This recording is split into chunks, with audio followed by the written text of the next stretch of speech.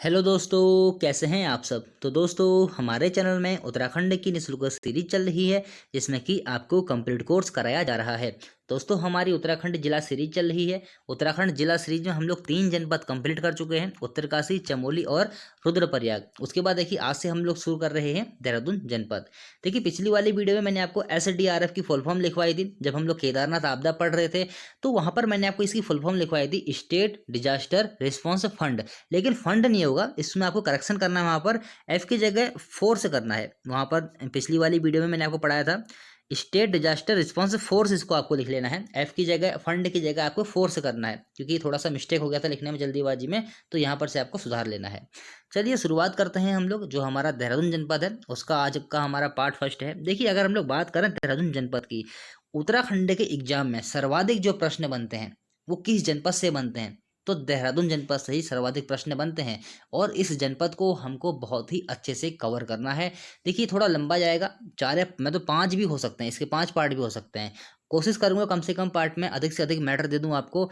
तो देखिए देहरादून जनपद ऐसा जनपद रहेगा जहां से हमेशा से एग्जाम में प्रश्न बनते हैं, हर एग्जाम में प्रश्न बनते हैं, क्योंकि देखिए हर संस्थान यहाँ है, बहुत सारे विश्व यहाँ पर विद्यालय यहाँ पर हैं, मतलब बहुत सारी चीज़ें यहाँ पर हैं। तो इसको हमको कवर करना है बहुत ही अच्छे से। चलिए शुरुआत करते हैं। सबसे पहले हम लोग बात करते हैं स्थापना की। देखिए देहरादून की स्थापना 1817 में हुई, तब इसे जिला बनाकर मेरठ मंडल के अंतर्गत शामिल किया गया था। क्वेश्चन यहाँ से ये बन सकता है, जिस समय देहरादून की स्थापना की गई थी 1817 में, तब इसे जिला बनाकर किस मंडल में शामिल किया गया था, तो मेरठ मंडल में। सहारनपुर वहां पर आता है, एक मेरठ मंडल के अंतर्गत ही, कभी कभी सहारनपुर भी आता है, तो वहां पर से आप लोग कंफ्यूज हो जाते हैं। तो मेरठ मंडल के अंतर्गत ये सहारनपुर, तो वहीं पर देहरादून जनपद को शामिल किया गया था। तो ये क्वेश्चन दोस्तों बहुत महत्वपूर्ण है। उसके बाद देखिए 1975 से देहरादून गढ़वाल मंडल में है। अगर क्वेश्चन बनता है कि देहरादून को गढ़वाल मंडल में कब शामिल किया गया, तो आपका उत्तर क्या हो जाएगा, 1975 में देहरादून को गढ़वाल मंडल में शामिल किया गया। हालांकि ये सब मैं आपको करवा चुका हूँ जब मैं आपको ब्रिटिश काल पढ़ा रहा था, ब्रिटिश काल।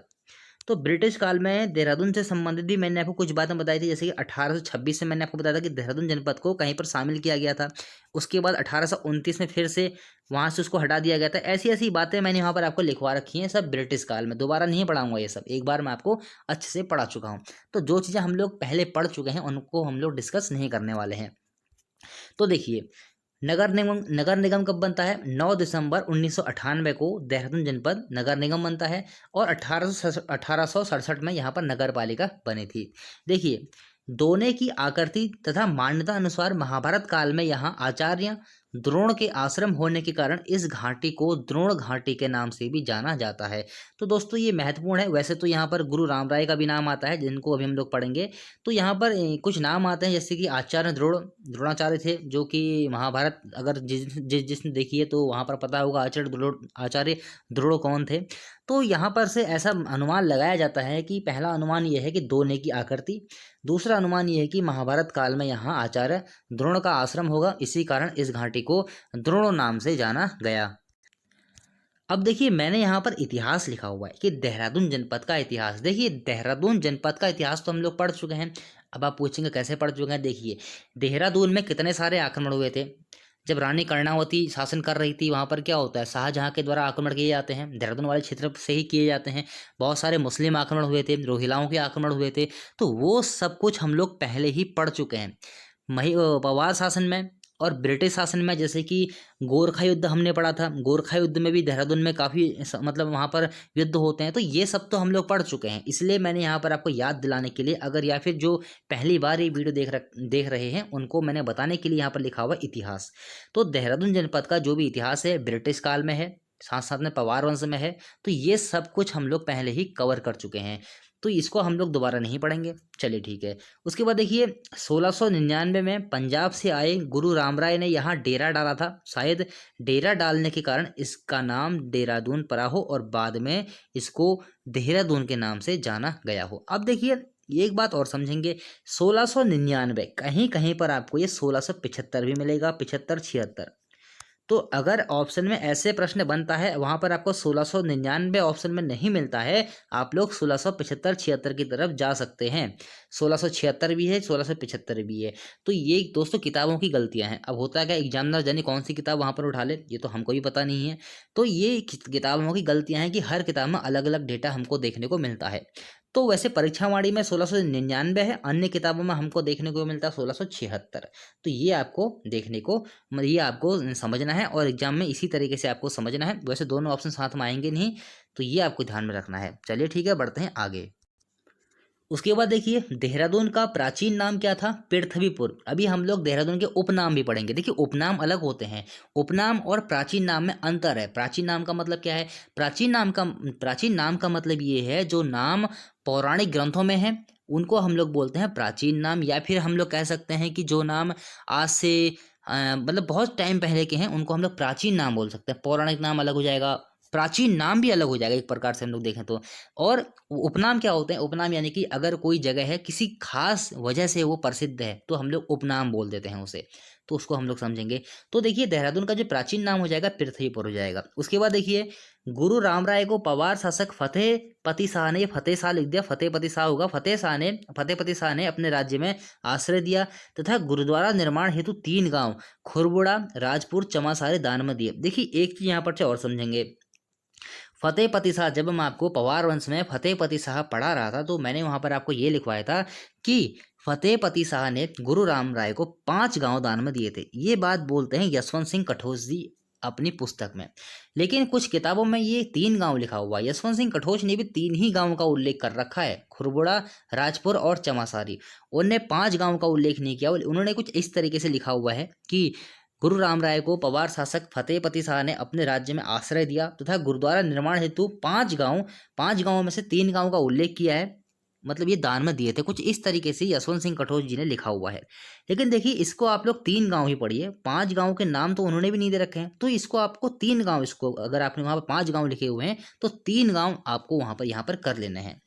तो यहाँ पर से होता क्या है, जब गुरु राम राय यहाँ पर आते हैं गढ़वाल में, तो फतेहपति शाह अपने राज्य में उनको आश्रय देते हैं और गुरुद्वारा के निर्माण हेतु 3 गांव खुरबुड़ा, राजपुर और चमासारी दान में देते हैं।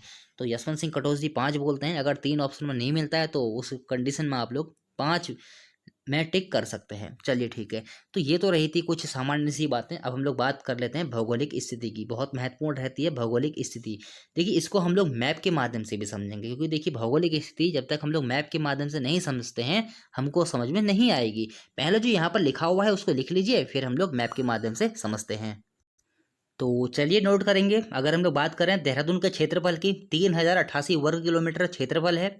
और देखिए देहरादून शिवालिक हिमालय व मध्य हिमालय के बीच दून घाटी में बसा है। देखिए अगर हम लोग बात करते हैं देहरादून की, थोड़ा सा ऐसे समझते हैं, बाद में हम लोग मैप के माध्यम से समझेंगे ये भी अच्छे से।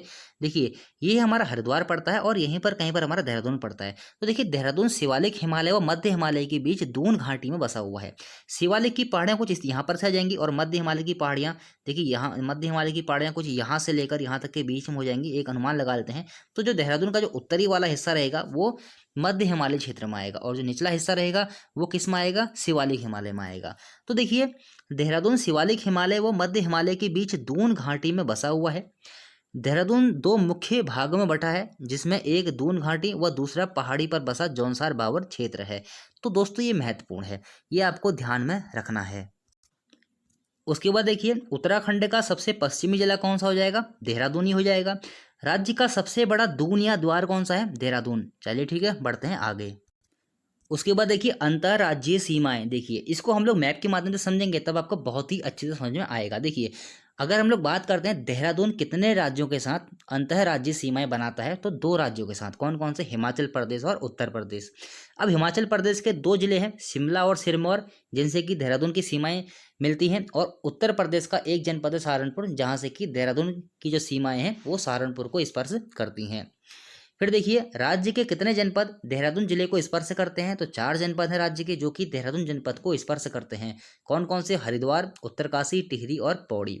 दून या द्वार जो क्षेत्र हैं वो क्या होते हैं? देखिए इसको हम लोग समझते हैं। शिवालिक श्रेणियों के उत्तर तथा मध्य हिमालय के दक्षिण अर्थात शिवालिक और मध्य हिमालय के बीच पाई जाने वाली प्रायः 24 से 32 किलोमीटर चौड़ी व 350 से 750 मीटर तक ऊंची चौरस व क्षैतिज घाटियों को पश्चिम व मध्य भाग में दून तथा पूर्व भाग में द्वार कहा जाता है। जैसे कि पश्चिम व मध्य भाग कौन सा जाएगा, देहरादून वाला भाग, जो गढ़वाल वाला भाग हो जाएगा। पूर्वी भाग देखिए जो कुमाऊं का हमारा भाग आ रहा है उसको हम लोग क्या बोलेंगे, कुमाऊं वाला भाग, वहां पर हम लोग क्या बोलेंगे, द्वार बोलते हैं। तो देखिए यहाँ पर पूर्व भाग, पश्चिम भाग, मध्य भाग, तीनों जगह पर अलग अलग नामों से इसको पुकारा जा रहा है। तीनों जगह नहीं, दो जगह पर, पश्चिम और मध्य भाग में दून और पूर्व भाग में द्वार। चलिए ठीक है। और देखिए राज्य का सबसे बड़ा दून कौन सा है, देहरादून लिखवा ही चुका हूँ। चलिए आप थोड़ा मैप के माध्यम से समझते हैं, आपको बेटर समझ में आएगा। तो देखिए सबसे पहले मैंने आपसे ये कहा कि देहरादून राज्य का सबसे पश्चिमी जिला है। देखिए ये हमारी दिशा हो जाएगी पूर्वी, ये पश्चिमी, ये उत्तर और ये हो जाएगा दक्षिण। देखिए मैप के बारे में मैंने आपसे पूछा था, जहाँ तक अधिकांश लोगों ने मैप बनाना सीख ही लिया है, क्योंकि बहुत सारे मैंने कमेंट देखे थे एक वीडियो में, तो जहाँ तक अधिकांश लोगों ने मैप बनाना सीख लिया है। तो देखिए अभी मैं आपको जो मैप है बनाना बताऊंगा भी, क्योंकि मैप तो देखिए एक चीज़ मैं आपको और दूंगा जहाँ से कि आपको चीज़ें और क्लियर होंगी। पहले आप लोग ये चीज़ समझिए, मैंने आपको ये बताया देहरादून राज्य का सबसे पश्चिमी जिला है। रटने की जरूरत नहीं है आपको, मैप बनाना सीखिए बस, रटना कुछ भी नहीं है। देखिए सबसे पश्चिमी जिला देखिए कौन सा आ रहा है यहाँ पर, देहरादून। सबसे उत्तरी जिला उत्तरकाशी, सबसे पूर्वी जिला पिथौरागढ़, सबसे दक्षिणी जिला कौन सा आ रहा है, उधम सिंह नगर। चलिए ये चीज़ तो आप लोग समझ गए। उसके बाद मैंने आपसे ये कहा कि अंतर्राज्यीय सीमाएं, देहरादून की अंतर्राज्यीय सीमाएं कहाँ कहाँ से मिल रही हैं। देखिए यहाँ पर से इसको हम लोग समझते हैं, देहरादून हमारा कहाँ पर है, यहाँ पर हमारा देहरादून है। ये हमारा जो हिस्सा है वो पड़ता है हिमाचल प्रदेश का पूरा। और यहाँ पर देखिए जो हिस्सा आता है ये आता है कौन सा, ये आता है हमारा किसका आएगा, उत्तर प्रदेश का। तो देखिए जो हिमाचल प्रदेश से जो सीमाएं लग रही हैं, दो जनपद हैं शिमला और सिरमौर। शिमला की देखिए, शिमला यहाँ से लेकर हिमाचल उत्तरकाशी को और यहाँ पर से लेकर देहरादून को टच कर रहा है, यहाँ पर से लेकर यहाँ तक अपना विस्तार रख रहा है। तो देहरादून और उत्तरकाशी दोनों जनपदों को ये स्पर्श कर रहा है शिमला। उत्तरकाशी में हम लोग पढ़ चुके हैं। और इस सिरमौर देखिए पूरा का पूरा यहाँ पर से देहरादून जनपद को स्पर्श कर रहा है। इस प्रकार से हिमाचल प्रदेश के दो जिले ऐसे हैं जो कि देहरादून जनपद को स्पर्श कर रहे हैं। कौन कौन से, शिमला और सिरमौर।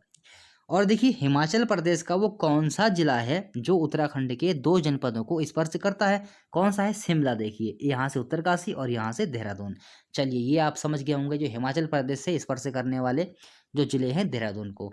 उसके बाद देखिए हम आ जाते हैं उत्तर प्रदेश वाले हिस्से में। ये हमारा पूरा का पूरा उत्तर प्रदेश आता है, यहाँ पर से पूरा उत्तर प्रदेश है। ये जितना भी हिस्सा आप लोग देख रहे हैं ये पूरा उत्तर प्रदेश का है, ये पूरा का पूरा हिस्सा हिमाचल प्रदेश का है।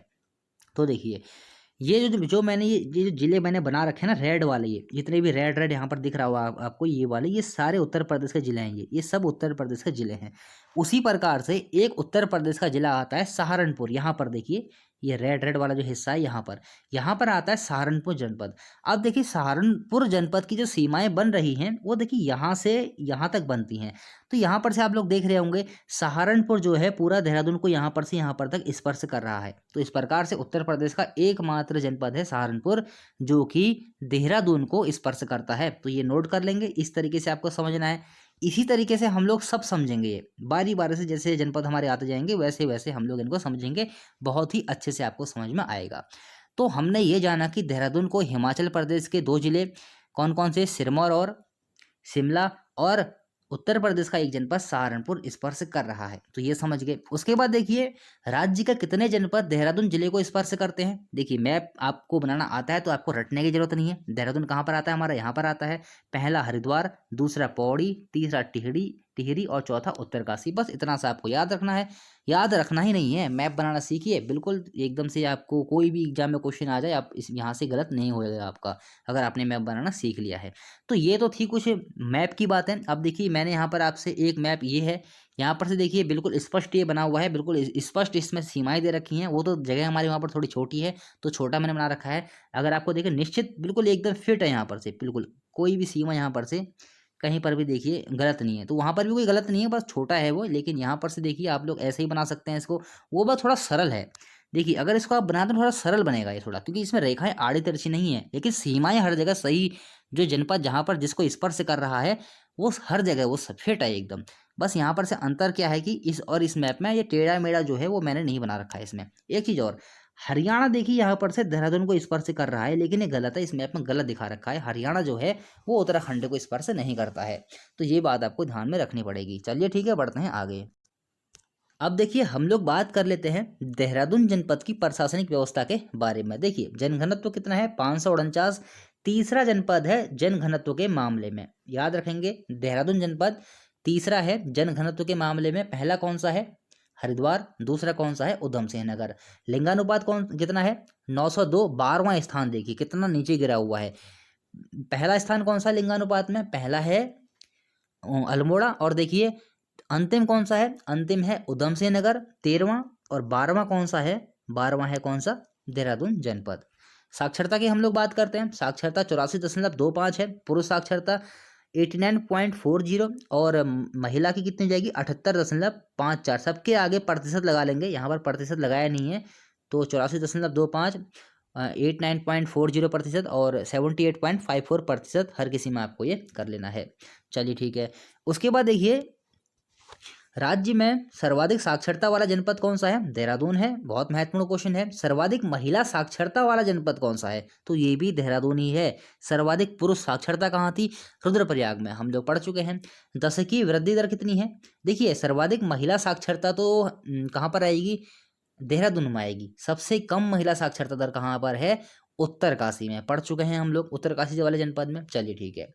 दशकीय वृद्धि दर सर्वाधिक, सर्वाधिक नहीं, दशकीय वृद्धि दर कितनी है, 32.33%। देहरादून जनपद की दशकीय वृद्धि दर है। उसके बाद देखिए सर्वाधिक नगरीय जनसंख्या वाला जिला देहरादून ही है, 55.52%। यहाँ पर जो नगरीय प्रतिशत है। और उत्तराखंड राज्य की राजधानी देहरादून है। देखिए यहाँ पर से एक बात ध्यान रखेंगे, जो देहरादून उत्तराखंड की राजधानी है ये अस्थाई मानी गई है। कभी कभी हो सकता है क्वेश्चन पूछ ले, इसको नोट कर लेंगे। अस्थाई राजधानी जब ये बनी थी, उत्तराखंड की राजधानी जब देहरादून को बनाया गया था, तो इसको अस्थाई राजधानी माना गया था।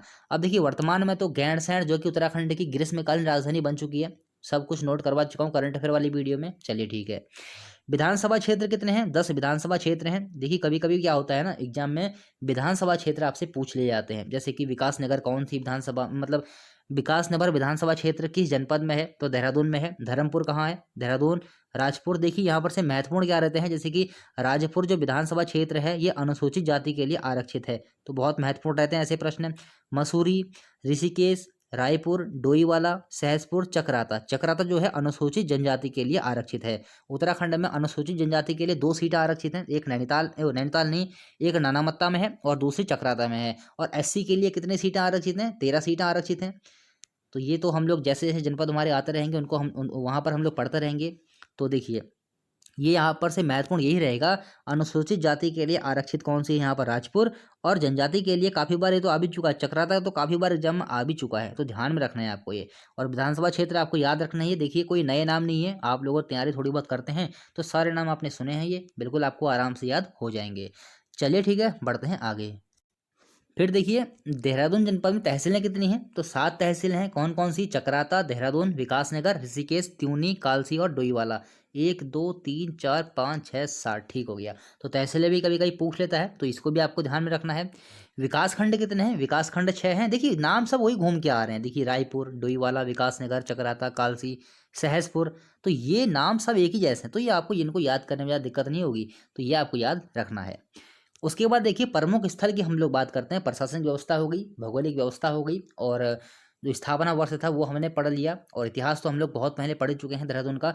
अब प्रमुख स्थल की हम लोग बात करते हैं। सबसे पहले हम लोग बात करेंगे कालसी की। कालसी में जो कालसी शिलालेख है उसके बारे में हम लोग बात करेंगे, क्योंकि अभी तक हमने उत्तराखंड का इतिहास पढ़ लिया है, लेकिन कालसी शिलालेख के बारे में कहीं पर भी मैंने जिक्र नहीं किया है। तो इस कालसी शिलालेख को हम लोग आज इस तरीके से पढ़ेंगे कि दोबारा आपको पढ़ने की जरूरत नहीं रहेगी। यहाँ से जो भी छोटे छोटे क्वेश्चन बनते हैं वो सारे हम लोग कवर करेंगे। चलिए ठीक है। तो देखिए कालसी शिलालेख कहाँ है, अगर प्रश्न बनता है तो आपका उत्तर क्या हो जाएगा, देहरादून में। किस नदी के किनारे है, तो देखिए कालसी किस नदी के किनारे है, यमुना नदी के किनारे है। कालसी में ही जो अशोक का शिलालेख है उसके बारे में हम लोग बात करेंगे। चलिए ठीक है। तो देखिए कालसी शिलालेख की खोज कब की गई थी, कालसी शिलालेख की खोज कब की गई थी, 1860 में। किसने की थी, जॉन फॉरेस्ट ने। जॉन फॉरेस्ट ने 1860 में कालची शिलालेखों की खोज की थी। कालची शिलालेख किसका था? कालची शिलालेख सम्राट अशोक का था, ये आपको पता होना चाहिए। चलिए ठीक है। भाषा प्राकृत, लिपि ब्राह्मी। अब देखिए भाषा, देखिए कहीं कहीं पर ना, अगर आप परीक्षा वाणी अगर आपने अच्छे से पढ़ी है तो वहां पर आपको एक जगह पाली मिलेगा। जो कालची शिलालेख है, कहीं कहीं पर आपको पाली भी मिलेगा, लेकिन वो गलत है। ध्यान रखेंगे, जो कालची शिलालेख है उसकी जो भाषा रहेगी वो प्राकृत रहेगी, और जो लिपि रहेगी वो कौन सी रहेगी? ब्राह्मी रहेगी। अशोक के जितने भी शिलालेख हैं उनमें अधिकांश में जो लिपि है वो ब्राह्मी है। भाषा की हालांकि किसी किसी में, जैसे कि जो पाकिस्तान में है कुछ शिलालेख, उनकी जो भाषा थोड़ी चेंज है, अरमाइक भाषा भी है किसी किसी में, तो वो तो हमारा जो अलग चैप्टर हो गया, भारत का इतिहास में आ जाएगा वो। हम लोग सिर्फ उत्तराखंड के बारे में बात करेंगे। तो देखिए, जो कि हमारा हो जाएगा 1860 में जॉन फॉरेस्ट ने खोज की थी कालसी शिलालेखों की। भाषा प्राकृत है, लिपि ब्राह्मी है। देखिए, कालसी स्थल यमुना व टॉन्स के संगम पर है, समझेंगे इसको। मान लेते हैं कि ये पूरा कालसी का क्षेत्र है, तो ये जो पूरा कालसी का क्षेत्र है, यहाँ पर दो नदियाँ बहती हैं, एक है यमुना, एक है टॉन्स। तो पूरा का पूरा कालसी किस नदी के संगम पर हो जाएगा? यमुना व टॉन्स नदी के संगम पर हो जाएगा। यमुना व टॉन्स नदी के संगम पर हो जाएगा। लेकिन कालसी में जहाँ पर शिलालेख हैं, मान लिया कि यहाँ पर शिलालेख हैं, तो जहाँ पर शिलालेख हैं वो स्थान यमुना व अमलाव नदियों के संगम पर है, ये समझेंगे ऐसे। यहाँ पर दो नदियाँ फिर से बह रही हैं, ये पूरा कालसी का इलाका है। कालसी के अंदर कालसी शिलालेख जहाँ पर स्थापित किए गए हैं, यहाँ पर दो नदियाँ बहती हैं, कौन कौन सी? यमुना व अमलाव। इन्हीं नदियों के संगम पर कालसी शिलालेख जहाँ पर हैं, वहाँ पर जो यमुना व अमलाव नदियों का जहाँ पर संगम हो रहा है, जहाँ पर कालजी शिलालेख है, तो ये आपको ध्यान में रखना है। हो सकता है एग्जाम में प्रश्न ऐसे बन जाए कि कालजी शिलालेख किन नदियों के संगम पर हैं, तो ऐसे भी एग्जाम में प्रश्न बन सकता है, यमुना प्लस टॉन्स प्लस अमलाव, ऐसे भी एग्जाम में प्रश्न बन सकता है। तो ये आपको ध्यान में रखना है। दो अलग अलग चीजें हैं, जो कालसी स्थल हो जाएगा यमुना और टॉन्स के संगम पर, और जो जहाँ पर कालची शिलालेख जो स्थित है वहाँ वो स्थान यमुना व अमलाव नदियों के संगम पर रहेगा। उसके बाद देखिए, कालसी शिलालेख का संबंध किस राजवंश से है? बहुत महत्वपूर्ण ये प्रश्न है। तो ये है मौर्य। जो मौर्य राजवंश था, भारत के इतिहास में बहुत बड़ा राजवंश रहा है मौर्य राजवंश, और हम लोग पढ़ते हैं, यहाँ से एग्जाम में काफ़ी प्रश्न बनते हैं। उसी मौर्य वंश में एक महान सम्राट हुआ, सम्राट था अशोक। तो इसी अशोक के शिलालेख हमको भारत के अलग अलग जगहों पर देखने को मिलते हैं। एक शिलालेख हमको उत्तराखंड में भी देखने को मिलता है, जिसका नाम है कालसी शिलालेख। कालची शिलालेख अगर हम लोग बात करते हैं, उत्तर भारत की ओर ही आ जाएगा, क्योंकि जो हमारा उत्तराखंड है उत्तर भारत में स्थित है। तो ये भी आपको याद रखना है। पूछ सकता है कि कालची शिलालेख भारत में कहाँ पर स्थित है? उत्तर भारत में, दक्षिण भारत में, पश्चिम भारत में, या फिर पूर्वी भारत में? तो उत्तराखंड तो हमारा उत्तर भारत में है, तो इसलिए आपको याद रखना है उत्तर भारत में। देखिए मैप तो हर किसी ने देखा ही होगा, थोड़ा सा ऐसे ही बना लेते हैं इसको। देखिए मैप, ये है इंडिया, तो यहीं पर हमारा कहीं पर उत्तराखंड है, तो ये उत्तर का एरिया हो जाएगा। तो ये इस प्रकार से हम लोग कह सकते हैं, जो कालजी शिलालेख है वो उत्तरी भाग में स्थित है, और किस राजवंश से संबंधित है? मौर्य राजवंश से। चलिए बढ़ते हैं आगे। और देखिए, जो जॉन फॉरेस्ट था ये ब्रिटेन का था। हो सकता है कहीं पूछ ले, नोट कर लेंगे। जो 1860 में जिसने खोज की थी कालजी शिलालेखों की, वो ब्रिटेन का था। चलिए ठीक है, तो बढ़ते हैं हम लोग आगे। चलिए फिर देखते हैं आगे हमारा क्या क्या है। कहाँ पर गए हम लोग? हाँ चलिए ठीक है, यहीं पर थे। हाँ ठीक है, चलिए।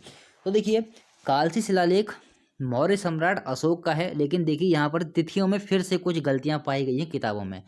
257 ईसा पूर्व लिखा हुआ है परीक्षावाणी में, लेकिन उसी दूसरी तरफ हम लोग जाते हैं जब यशवंत सिंह कठोच की बुक में, तो वहाँ पर 253 ईसा पूर्व दे रखा है। कई सारी किताबों में मैंने देखा कि 253 ईसा पूर्व दे रखा है, लेकिन परीक्षावाणी में इसका उत्तर 257 ईसा पूर्व दे रखा है। अब बताइए, इस कंडीशन में हम भी क्या कर सकते हैं? एग्जामिनर जाने कौन सी किताब उठा ले। तो देखिए होता क्या है ऐसी कंडीशन में, आपसे दोनों ऑप्शन साथ में नहीं रखे जाएंगे, दोनों ऑप्शन साथ में नहीं रखे जाएंगे। वैसे मुझे लगता है कि परीक्षा वाणी को ही हमें यहाँ पर प्रामाणिकता देनी चाहिए, क्योंकि परीक्षा वाणी को ही अधिकांश सही माना जाता है। तो दोनों ही याद रखिए। 257 अगर एग्जाम में आता है तो आप लोग 257 ही लगाइए। 253 अगर आपको दिख रहा है 253 लगाइए। दोनों अगर दिख रहे हैं तो 257 लगा दीजिए, कोई दिक्कत नहीं है। चलिए ठीक है, वैसे भी ऐसे प्रश्नों में बाद में आपत्ति लग जाती है। देखिए, यह शिलालेख अशोककालीन 13वां शिलालेख माना गया है। अशोक के 14 शिलालेख हैं, उन्हीं में से 13वां शिलालेख माना गया है। कौन सा? कालसी शिलालेख। प्राचीन नाम देखिए, ये प्राचीन नाम किसके होंगे? कालसी के प्राचीन नाम नोट करेंगे। खलतिका, कालकूट, युगसैल, तलकूट और कालशिला, ये किसके प्राचीन नाम हैं? ये हैं कालसी के प्राचीन नाम। पूछ सकता है दोस्तों, बहुत महत्वपूर्ण है। चलिए ठीक है, उसके बाद देखिए हेनसांग ने कालसी को कहा, हेनसांग ने कालसी को क्या कहा था? शुद्धनगर। बहुत महत्वपूर्ण क्वेश्चन रहेंगे क्योंकि हेनसांग कह रहा है, हेनसांग ने कालसी को क्या कहा? शुद्धनगर। फिर देखिए स्थानीय भाषा में कालसी को क्या कहते हैं? चित्रशिला। ये भी बहुत महत्वपूर्ण है, कभी कभी ऐसे प्रश्न बन जाते हैं। फिर देखिए सिरमौर के इतिहास में, सिरमौर कहाँ है? हिमाचल प्रदेश में। सिरमौर के इतिहास के अनुसार कालसी कई बार सिरमौर की राजधानी रहा। सिरमौर नरेश उदित प्रकाश, सूरज प्रकाश, बूह बल प्रकाश ने कालसी को राजधानी बनाया। अच्छा, जब हम लोग पवार वंश पढ़ रहे थे तो हमने वहां पर यह देखा था पवार शासकों और सिरमौर के शासकों के मध्य में बहुत युद्ध हुए थे। जो भी मैंने वहां पर आपको परमार वंश के जो भी मैंने आपको वहां पर सिरमौर के शासक बताए थे, उनके नाम के अंत में आपने देखा होगा, नाम के अंत में प्रकाश लगा रहता था। तो ये आपको कुछ ध्यान में आ रहा होगा अगर आपने ध्यान से पढ़ा हुआ है। तो ये सिरमौर के राजा थे उदित प्रकाश, सूरज प्रकाश और बुह बल प्रकाश। इन्होंने क्या किया था? कालसी को अपनी राजधानी बनाया था। ये सिरमौर का जो इतिहास है उसके अकॉर्डिंग मैं आपको बता रहा हूँ। फिर देखिए मुसलमान लेखकों के अनुसार, देखिए कभी कभी ऐसे प्रश्न ऐसे बनते हैं कि आपके सामने 4 राजवंशों के नाम रख दिए जाएंगे, आपसे ये पूछा जाएगा बताइए कालसी को इनमें से किन्होंने राजधानी बनाया? तो देखिए सिरमौर अगर वहां पर से होगा, बिल्कुल सिरमौर वहां पर आपका बिल्कुल सही उत्तर होगा।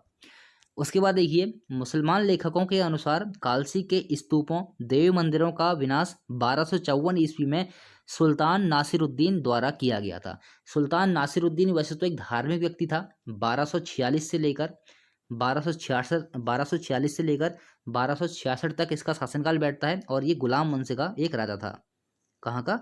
गुलाम वंश का एक ये राजा था। 1246 से लेकर 1266 तक इसका शासनकाल था। और इसी नासिरुद्दीन के द्वारा जो कालसी शिलालेख के जो स्तूप थे, जो देव मंदिर थे, उनका विनाश किया गया, ऐसे जो मुस्लिम लेखक हैं उनके द्वारा बताया गया है। एक बात और, जो मैंने आपको यहाँ पर बताया 13 शिलालेख है, किसी किसी किताब में 11 लिख दिए गए हैं। बस हर किताब का अपना अपना मानना है, यहाँ पर कुछ भी नहीं कह सकते हैं। वैसे 13वां शिलालेख ही मुझे ये सही लगता है। तो ये क्वेश्चन महत्वपूर्ण रहेगा दोस्तों कि कालसी के जो स्तूप थे, देव मंदिर थे, उनका जो विनाश किया गया था वो किसके द्वारा किया गया था? सुल्तान नासिरुद्दीन के द्वारा। कालसी शिलालेख में हाथी की आकृति उत्कीर्ण करवाई गई है, जिसके नीचे गजतमे शब्द उत्कीर्ण है। तो ये क्वेश्चन बन सकता है कालसी शिलालेखों में किस जानवर की आकृति देखने को मिलती है? तो वो हो जाएगा हाथी। चलिए ठीक है, बढ़ते हैं आगे। फिर देखिए कालसी शिलालेखों में यहाँ के निवासियों को पुल्लिंद तथा यहाँ के क्षेत्र को अपरांत कहा गया है। ये महत्वपूर्ण प्रश्न है। यह शिलालेख सम्राट अशोक के आंतरिक प्रशासन के विषय में बताता है। जैसे कि उसने ये बताया था कि मैंने प्रजा के हित में बहुत सारे कार्य किए हैं, यहाँ चिकित्सालय खुलवाए हैं, मतलब बहुत सारी बातें जो प्रजा के हित में थी, आंतरिक प्रशासन से संबंधित थी, उसने यहाँ पर उनका उल्लेख किया है। एक वहाँ पर स्तंभ है, मतलब स्तंभ ये कि पास मतलब पत्थर का बहुत बड़ा स्तंभ है, उसी में ये सब बातें वहाँ पर उसने उत्कीर्ण करवाई हैं। तो ये कालसी शिलालेख से संबंधित जो प्रश्न हैं वो मैंने आपको यहाँ पर सारे नोट करवा दिए हैं। अभी तक हमने कालसी शिलालेख नहीं पढ़ा था और ये आपका ये कालसी शिलालेख कंप्लीट हो गया। देखिए भारत में सर्वप्रथम अशोक का अभिलेख कब पढ़ा गया था? तो 1837 में जेम्स प्रेमसेप के द्वारा। नहीं, हाँ, भारत में सर्वप्रथम, पहले यहाँ पर से ये समझेंगे अशोक के अभिलेख को सर्वप्रथम कब खोजा गया था। थोड़ा मैंने यहाँ पर गलत लिख दिया था, इसलिए थोड़ा सा समझ में नहीं आएगा। इसको ऐसे समझेंगे, अशोक के अभिलेख को सर्वप्रथम कब खोजा गया था? 1750 में खोजा गया, टिफेन थेलर के द्वारा ये खोजा गया था। और देखिए भारत में सर्वप्रथम अशोक का अभिलेख कब पढ़ा गया? तो 1837 में जेम्स प्रिंसेप के द्वारा इसको सर्वप्रथम पढ़ा गया था। तो ये क्वेश्चन दोस्तों एग्जाम में आते रहते हैं, सर्वप्रथम कब खोजा गया, सर्वप्रथम कब पढ़ा गया, तो इसलिए आपको ये नोट करने हैं। फिर देखिए कालसी शिलालेख में 5 यूनानी राजाओं के नाम भी मिलते हैं। ये बहुत महत्वपूर्ण प्रश्न है, पूछा जाएगा कालसी शिलालेखों में कालसी शिलालेखों में किन 5 राजाओं के नाम मिलते हैं? तो 5 यूनानी राजाओं के भी यहाँ पर नाम देखने को मिलते हैं। उसके बाद देखिए श्री गुरु रामराय दरबार साहिब कहाँ पर है? देहरादून में ही है। उदासी परंपरा के गुरु रामराय ने सन 1699 ईस्वी में धामोवाला में झंडा दरबार गुरुद्वारा की स्थापना की थी। धामोवाला याद रखना है आपको, जो मूल जगह है देहरादून में धामोवाला, वहीं पर गुरु रामराय दरबार साहिब की स्थापना होती है, जिसे कि झंडा दरबार के नाम से भी जाना जाता है। 1699 या फिर 1675-76 जो डेट बताई थी मैंने आपको, दोनों याद रखनी है। वैसे अगर एग्जाम में दोनों डेट अगर आएंगी तो 1699 की तरफ जाएंगे, अगर ये डेट नहीं मिलती है तो 1675 या 76 में से जो मिलेगी उसकी तरफ जाएंगे। शैली की हम लोग बात कर रहे हैं, जो झंडा दरबार है, एग्जाम में ये झंडा दरबार से क्वेश्चन बनता है। श्री गुरु रामराय साहिब के नाम से बहुत कम प्रश्न बना हुआ है, जो झंडा दरबार के नाम से क्वेश्चन बनता है। इसकी शैली जो है मुगल शैली है। फिर देखिए 1707 ईस्वी में क्या होता है? गुरु रामराय की पत्नी पंजाब कौर के द्वारा इसे भव्य रूप में निर्मित किया गया था। पूछ सकता है झंडा दरबार को भव्य रूप में किसने निर्मित किया, तो जो गुरु रामराय जी की पत्नी थी पंजाब कौर, उन्हीं के द्वारा 1707 में किया गया। चलिए ठीक है, बढ़ते हैं आगे। फिर देखिए, फतेह शाह ने 3 गांव गुरु रामराय को दान में दिए थे। कौन कौन से थे? खुरबुड़ा, राजपुर और चमासारी। ये तो आपको बता ही चुका हूँ। फतेहपति शाह वाली वीडियो में आपको करेक्शन करना है, 5 की जगह 3 करना है। लाखा मंडल के बारे में हम लोग पढ़ते हैं। अब देखिए, लाखा मंडल जो है वो यमुना प्लस रिखवाड़ नदियों के संगम पर है। बहुत महत्वपूर्ण रहेगा संगम इसका, क्योंकि ये लाखा मंडल जो है वो एक ऐतिहासिक जगह है, क्योंकि महाभारत से इसको जोड़ा गया है, तो यहाँ पर इसलिए ये महत्वपूर्ण रहेगा। लाखा मंडल कहाँ है? ऐसे प्रश्न बन जाए तो आप लोग क्या करेंगे? लाखा मंडल कहाँ पर है? देहरादून में। महाभारत काल में लाक्षागृह यहीं बनाया गया था। ये लाक्षागृह क्या था? लाक्षागृह ये था कि जो दुर्योधन था, दुर्योधन ने पांडवों को मारने के लिए, यानी कि अपने 5 भाइयों को मारने के लिए उसने क्या किया था? लाक्षागृह का निर्माण करवाया था लाखा मंडल में, ऐसा हमको पता लगता है। लाक्षागृह ये था, लाख का बनाया हुआ घर था, मतलब थोड़ी सी चिंगारी भड़का दो पूरे घर में एकदम से आग लग जाएगी। आग लगती भी है, लेकिन जो पांडव थे उनको इस बात की भनक लग जाती है, और उन्होंने वहीं पर क्या किया था? वहीं इलाका जो लाक्षागृह था उसी में गुफा का निर्माण करवाया, और उस गुफा के निर्माण से वो लोग, जिस दिन आग लगाई जानी थी, वो लोग बाहर निकल जाते हैं। लेकिन दुर्योधन को ऐसा लगता है कि जो पांडव हैं मारे गए हैं, तो ऐसी कुछ इसमें बात हमको देखने को मिलती है। तो लाक्षागृह यहीं बनाया गया था महाभारत काल का, तो इसलिए इस स्थान को ऐतिहासिक माना जाता है। तो लाखा मंडल कहाँ हो जाएगा? देहरादून में। और महाभारत काल में लाक्षागृह ही बनाया गया था। और देखिए, मूर्तियों का भंडार भी लाखा मंडल को कहा जाता है। मूर्तियों का भंडार, ऐसे क्वेश्चन बनेगा, मूर्तियों का भंडार किसे कहा जाता है? तो आपका उत्तर क्या हो जाएगा? लाखा मंडल को। लाखा मंडल का जो पुराना नाम था वो क्या था? पुराना नाम मड़। ये भी बहुत महत्वपूर्ण रहेगा। चलिए ठीक। फिर देखिए, लाखा मंडल से राजकुमारी ईश्वरा का एक शिलालेख प्राप्त हुआ है, जिसे यहाँ पर एक शिव मंदिर बनाते वक्त खुदवाया गया था। राजकुमारी ईश्वरा ने यहाँ पर एक शिव मंदिर बनवाया था, तो उसी मंदिर बनाने के दौरान ही राजकुमारी ईश्वरा ने यहाँ पर एक शिलालेख उत्कीर्ण करवाया था। जो राजकुमारी ईश्वरा थी, ये एक यादव राजकुमारी थी। सब पढ़ा चुका हूँ ये, जहाँ पर मैं आपको पढ़ा रहा था, कीर्तपुर राज्य पढ़ा रहा था, ये सब कुछ पहले पढ़ा चुका हूँ मैं। शायद ये जो हमारी उत्तराखंड की सीरीज चली थी उत्तराखंड के इतिहास वाली, तो वहाँ पर सब कुछ पढ़ा चुका हूँ मैं। ये उत्तराखंड के इतिहास में जब मैं आपको कार्तिकेयपुर राजवंश हो गया, जो पुराने राजवंश आपको पढ़ा रहा था, तो वहाँ पर सब कुछ पढ़ा चुका हूँ मैं। राजकुमारी ईश्वरा भी मैंने वहाँ पर आपको पढ़ाया था। तो देखिए, राजकुमारी ईश्वरा ने लाखा मंडल में एक शिव मंदिर का निर्माण करवाया, और वहीं पर एक शिलालेख भी खुदवाया था। तो देखिए, लाखा मंडल प्रशस्ति के सिंहपुर की पहचान देहरादून जनपद में स्थित लाखा मंडल से की जाती है। अब देखिए, ये सिंहपुर क्या था?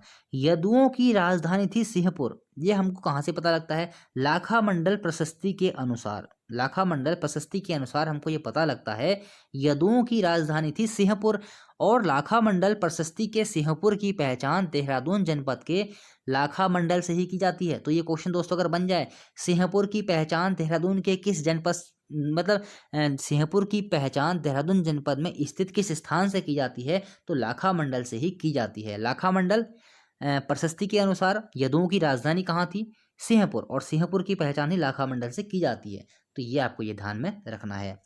फिर देखिए, राजकुमारी जो ईश्वरा थी, उनका जो विवाह होता है, वो राजकुमार जो जालंधर के राजकुमार थे, कहाँ के? जालंधर के राजकुमार चंद्रगुप्त से इनका विवाह होता है। यहाँ उत्तराखंड शैली का एक शिव मंदिर है। इस मंदिर के शिवलिंग पर जल डालने पर अपना प्रतिबिंब देखा जा सकता है, ऐसी कुछ इसमें मान्यता है। मतलब कि शिवलिंग में जब हम लोग जल डालेंगे तो उस शिवलिंग में हम लोग अपना प्रतिबिंब देख सकते हैं। चलिए ठीक है, बढ़ते हैं आगे। फिर देखिए, काणासर। काणासर क्या है? एक यह पर्यटन स्थल है। कहाँ पर है? चक्राता में। देववन कहाँ है? ये भी एक पर्यटन स्थल है। कहाँ पर है? देहरादून में। रामताल गार्डन कहाँ है? ये भी एक पर्यटन स्थल है। कहाँ पर है? चक्राता में।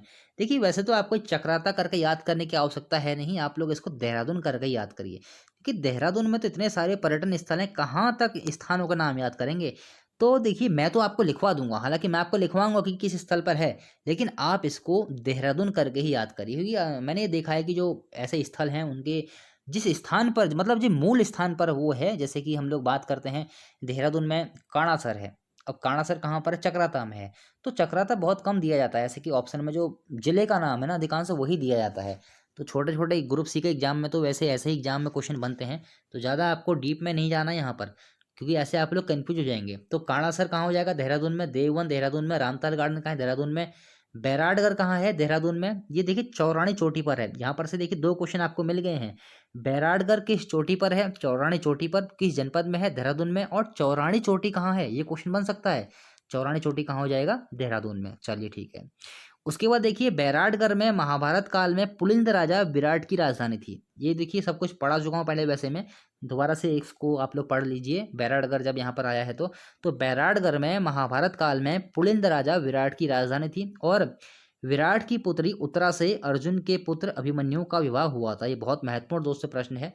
विराट की पुत्री थी उत्तरा, इन्हीं उत्तरा से अभिमन्यु का विवाह हुआ था। अभिमन्यु किसके पुत्र थे? अभिमन्यु अर्जुन के पुत्र थे। चलिए ठीक है। फिर देखिए सेवभूमि प्राचीन नाम किसका है? ये देहरादून का नाम है, प्राचीन नाम सेवभूमि। देखिए सेवभूमि एक है होता है सेव की राजधानी, सेव की राजधानी है हरिद्वार और सेवभूमि कौन है? देहरादून। तो यहाँ पर से आपको कंफ्यूज नहीं होना है। चलिए ठीक है। फिर देखिए सैनिक नगर, वन संस्थान नगर, लीची नगर, ये किसके उपनाम है? ये भी सब देहरादून के उपनाम है। उपनाम और प्राचीन नाम में अभी मैंने आपको अंतर बताया था। चलिए ठीक।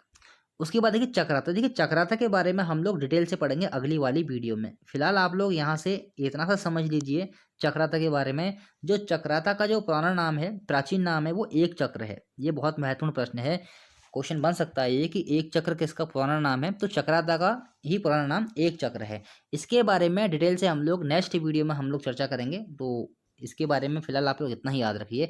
लेकिन यहाँ से ये ध्यान में रखिए कि चक्राता छावनी कब बनी थी। देखिए चक्राता जो छावनी बनती है 1866 में बनती है। लेकिन जो यहाँ पर सैनिक जो रहने लगते हैं, मतलब जब यहाँ पर सैनिक आते हैं 1869 में, तो देखिए यहाँ पर से थोड़ा सा आपको ध्यान देने की जरूरत है। वो ध्यान क्या देना है, ये 1869 है, बड़ा करके लिख दे रहा हूँ। देखिए चक्राता में जो सैनिक छावनी बनती है, चक्राता छावनी बनती है, वो कब बनती है? 1866 में। लेकिन जो वहां पर सैनिक आकर रहने लगते हैं वो कब से आकर रहने लगेंगे? 1869 से। तो यहाँ पर से ऐसा हो सकता है एग्जाम में कि 1869 से आपसे क्वेश्चन डायरेक्ट पूछ लीजिए, 1869 वाला हो सकता है ऑप्शन में आपके 1866 ना बने, क्योंकि कई किताबों में 1869 भी दे रखा है ये। तो इसीलिए आपको क्या करना है, दोनों डेट याद रखनी है। वैसे इसका सही उत्तर 1866 ही है, ध्यान रखेंगे। अगर दोनों डेट अगर आपसे एग्जाम में पूछ ली जाती हैं, दोनों डेट अगर आपके ऑप्शन में होती हैं, तो आप लोग 1866 की तरफ जाएंगे। अगर 1866 ऑप्शन में नहीं मिलता है, उस कंडीशन में आप लोग 1869 की तरफ जा सकते हैं। चलिए ठीक है, बढ़ते हैं आगे। उसके बाद देखिए चक्राता छावनी जौनसार बावर क्षेत्र के चक्राता एवं कैलना पहाड़ियों पर स्थित है। ये दोस्तों कैलना पहाड़ियां आपको याद रखनी है कहाँ पर हैं। कैलना पहाड़ियां कहाँ पर हो जाएंगी? चक्राता देहरादून में। तो जो चक्राता छावनी है वो जौनसार बावर क्षेत्र के चक्राता एवं कैलना पहाड़ियों के बीच में ही स्थित है। तो देखिए कैलना पहाड़ियां कहाँ पर हो जाएंगी? चक्राता देहरादून में, आपको याद रखना है। चक्राता छावनी में कैंटोमेंट मजिस्ट्रेट का कार्यालय कब स्थापित हुआ? तो ये होता है 1873 में। चलिए ठीक है। फिर देखिए गुच्चू पानी, बहुत महत्वपूर्ण है, एग्जाम में कई बार आ भी चुका है। गुच्चू पानी जैसे कि रोबस गुफाएं हैं, ये गुफाओं को अंग्रेजी में केव कहा जाता है, केव ऐसे करके केव कहा जाता है। देखिए जो गुच्चू पानी है एक गांव है, अनार वाला गांव, गांव है अनारवाला, इसी अनारवाला गांव के पास ही ये स्थित है। तो ये क्वेश्चन बहुत महत्वपूर्ण है। रोबस गुफाएं करके एग्जाम में प्रश्न बन चुका था एक बार कि रोबस गुफाएं कहाँ पर हैं, तो ये कहाँ पर है? देहरादून में। तो गुच्चू पानी हो, रोबस गुफाएं हो, बात एक ही है। रोबस केव लिखा हो तो कोई दिक्कत नहीं है। तो देखिए रोबस गुफाएं भी इसको कहा जाता है, यह एक पर्यटन स्थल है। उसके बाद देखिए बुद्धा टेम्पल, बुद्धा टेम्पल कहाँ हो जाएगा? बुद्धा टेम्पल हो जाएगा आपका देहरादून में। देहरादून के क्लेमेंट टाउन में स्थित आकर्षक स्तूप है ये बुद्धा टेम्पल। ये क्वेश्चन दोस्तों बन सकता है कि बुद्धा टेम्पल कहाँ पर है? देहरादून में। और देहरादून के क्लेमेंट टाउन में यह स्थित है। देहरादून में ही सबसे बड़ा ये बौद्ध स्तूप भी स्थित है उत्तराखंड में। देखिए जो ये बुद्धा टेम्पल है ये 5 मंजिला है, 5 मंजिला, और इसकी ऊंचाई 103 फीट। यहाँ पर जो इसकी जो वहाँ बुद्ध मूर्ति है, शायद उस बुद्ध मूर्ति की जो ऊंचाई है वो शायद यहाँ पर 103 फीट बताई जाती है। कितनी? 103 फीट। ये देखिए यह मंडोलिक मठ के रूप में प्रसिद्ध है। क्या? बुद्धा टेम्पल जो है यह मंडोलिक मठ के रूप में प्रसिद्ध है। स्थापना 28 अक्टूबर 2002 को, ऊंचाई 220 फीट। देखिए जो जो ये बुद्धा टेम्पल है इसकी ऊंचाई तो है 220 फीट, लेकिन जो वहाँ पर बुद्ध की मूर्ति है उसकी ऊंचाई है 103 फीट। उद्घाटन किसने किया था? उद्घाटन किया था दलाई लामा ने। तो ये महत्वपूर्ण प्रश्न है। दलाई लामा के बारे में हम लोग अगली वाली वीडियो में थोड़ा बहुत पढ़ेंगे। चलिए ठीक है। क्लॉक टावर इसका पुराना नाम क्या था? बलवीर टावर। ये महत्वपूर्ण है। क्लॉक टावर का पुराना नाम क्या हो जाएगा? बलवीर टावर। नींव कब रखी गई? 1948 में सरोजनी नायडू के द्वारा। उद्घाटन कब होता है? 1953 में लाल बहादुर शास्त्री के द्वारा। चलिए ठीक है, बढ़ते हैं आगे। उसके बाद देखिए फिर आते हैं कुछ और स्थल। भागीरथ रिसोर्ट कहाँ पर है? पर्यटन स्थल है देहरादून में। फन वैली कहाँ है? यह एक मनोरंजन वाटर पार्क है। क्या फन वैली क्या है? मनोरंजन वाटर पार्क है देहरादून में। चंद्रबनी बहुत महत्वपूर्ण प्रश्न है। एक आता चंद्रबदनी, वो आपका कहाँ पर हो जाएगा? टिहरी में है शायद चंद्रबदनी। और चंद्रबनी कहाँ पर है? देहरादून में। महर्षि गौतम से संबंधित यह स्थल है और यहीं पर गौतम कुंड भी है। गौतम कुंड दोस्तों बहुत महत्वपूर्ण है। गौतम कुंड कहाँ पर है? गौतम कुंड है देहरादून में। चंद्रमणि जो स्थल है वहीं पर गौतम कुंड है, क्योंकि जो चंद्रमणि स्थल है वो महर्षि गौतम से ही संबंधित है। उसके बाद देखिए लच्छीवाला पिकनिक स्पॉट कहाँ पर है? डोईवाला देहरादून में।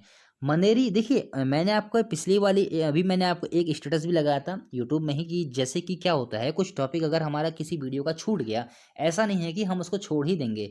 अगली वाली वीडियो में या फिर कोई नई वीडियो 2 या 3 मिनट की बना के उसमें हम लोग उसको कंप्लीट करेंगे।